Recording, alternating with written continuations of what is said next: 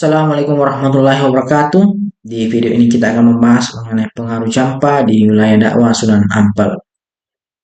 Sebagaimana kita ketahui dalam historiografi dan cerita-cerita legenda Jawa, tokoh Raden Rahmat yang masyhur disebut Sunan Ampel berasal dari negeri Campa. Sebab itu, jejak-jejak tradisi keagamaan Campa Muslim sampai saat ini terlihat pada tradisi keagamaan yang dijalankan masyarakat Muslim tradisional di pesisir utara Jawa yang menjadi wilayah dakwah Sunan Ampel. Seperti sudah disinggung di muka bahwa dalam tradisi keagamaannya, orang-orang Majapahit mengenal upacara peringatan terhadap orang mati yang disebut serada, yakni upacara meruat arwah yang dilakukan 12 tahun setelah kematian seseorang. Kemudian setelah kedatangan para penyebar Islam Campa yang dipelopori oleh Sunan Ampel, penduduk Majapahit mulai mengenal tradisi keagamaan kenduri dan memperingati kematian seseorang pada hari ketiga, ke-7, ke-40, ke-100, dan ke-1000. Jelas-jelas merupakan tradisi keagamaan yang dibawa kaum Muslim Campa. Dalam buku Kerajaan Campa terbitan EFEO 1981 disebutkan bahwa orang-orang Campa Muslim memiliki kebiasaan memperingati kematian seseorang pada hari-hari tertentu. Orang-orang Campa juga punya kebiasaan untuk mentalkin orang mati, melakukan peringatan haul, membuat bubur Asyura pada perayaan hari Asyura, memeriahkan peringatan Maulid Nabi Muhammad SAW yang ternyata sampai saat ini dijalankan sebagai tradisi keagamaan oleh masyarakat Muslim di Jawa. Menurut S.Q. Fatimi dalam Islam Comes to Malaysia, mazhab orang-orang Islam Campa beraliran Syiah. Namun sebagian terbesar orang-orang Islam Campa sudah kehilangan orientasi dan mengalami diskontinuitas sejarah, sehingga tidak mengetahui lagi secara benar jika Islam yang mereka jalankan adalah Islam pengaruh Syiah, terutama Syiah Saidiyah, bertolak dari fakta sosial kultural religius pada masyarakat Jawa pasca Majapahit. Sunyoto dalam Sejarah Perjuangan Sunan Ampel, Taktik dan Strategi Dakwah Islam di Jawa abad 14 sampai 15 menyimpulkan bahwa upacara peringatan orang mati pada hari-hari tertentu termasuk tradisi haul talqin adalah tradisi khas Campa yang jelas-jelas terpengaruh paham Syiah Saidiyah. Demikian juga dengan perayaan 1 dan 10 Syuro dengan penandaan bubur syuro, tradisi rebuh wekasan atau arba'ah akhir bulan Syafar, tradisi nifsu Sa'ban, paham wahdatul wujud, larangan menyelenggarakan hajat pernikahan keluarga, mencintakan anak atau pindah rumah pada bulan Syuro, pembacaan kasidah-kasidah yang memuji Nabi Muhammad SAW dan Ahlul Bait, syairan pepujian yang ditujukan kepada Ali dan turunannya, dan wirid-wirid yang diamalkan kalangan Muslim tradisional di Jawa adalah hasil pengaruh tradisi keagamaan Campa. Bahkan istilah kenduri pun menunjuk kepada pengaruh Syiah karena istilah itu dipungut dari bahasa Persia. Kenduri yakni upacara makan-makan di Persia untuk memperingati Fatimah Az-Zahra, putri Nabi Muhammad SAW. Pengaruh dakwah Islam Sunan Ampel beserta putra, saudara, menantu, kemenakan, kerabat, dan murid-muridnya yang tersebar di berbagai tempat tidak diragukan lagi telah memberikan kontribusi tidak kecil bagi terjadinya perubahan sosiokultural religius pada masyarakat yang sebelumnya beragama Hindu-Buddha dan Kapitaya. Dalam kebiasaan hidup sehari-hari misalnya, orang-orang Campa lazim memanggil ibunya dengan sebutan mak, sedangkan orang-orang Majapahit menyebut ibunya dengan sebutan ina, raina atau ibu. Di daerah Surabaya dan sekitarnya, tempat Sunan Ampel menjadi raja, duduk memanggil ibunya dengan sebutan mak. Kebiasaan memanggil mak itu berlaku juga di daerah Mojokerto, Jombang, dan Kediri, Nganjuk yang kemungkinan disebarkan oleh Raden Abu Hurairah, sepupu Sunan Ampel yang tinggal di Wirasaba atau Mojo Agung.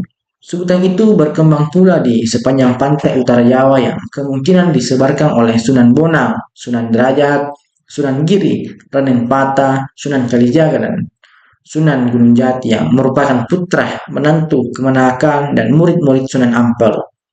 Bahkan belakangan sebutan Mak Lasim digunakan orang di kawasan pesisir utara Jawa hingga ke daerah Jawa Barat.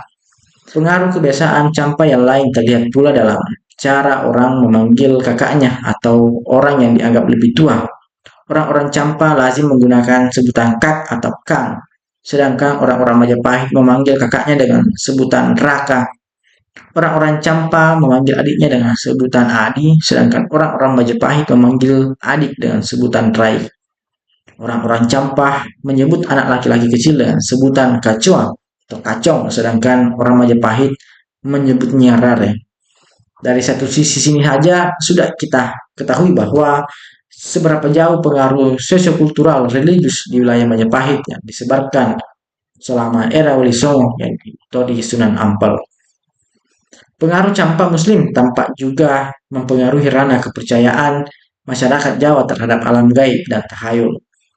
Menurut Sedyawati dalam Pengarcaan Ganesha Masa Kediri dan Singasari 1994, kepercayaan orang-orang Majapahit terhadap makhluk-makhluk halus meliputi kepercayaan kepada adanya makhluk-makhluk sedang dewa seperti yaksha, raksasa, pisaca, pretasura, gandarwa, buta, kinara, widyadara, mahakala, nandiswara, caturasra, rahyangta, rumuhan, sirang basa, rinwanua, sang madian, kahyan, dan sang magawai kadaton atau para arwah leluhur yang melindungi bumi dan keraton.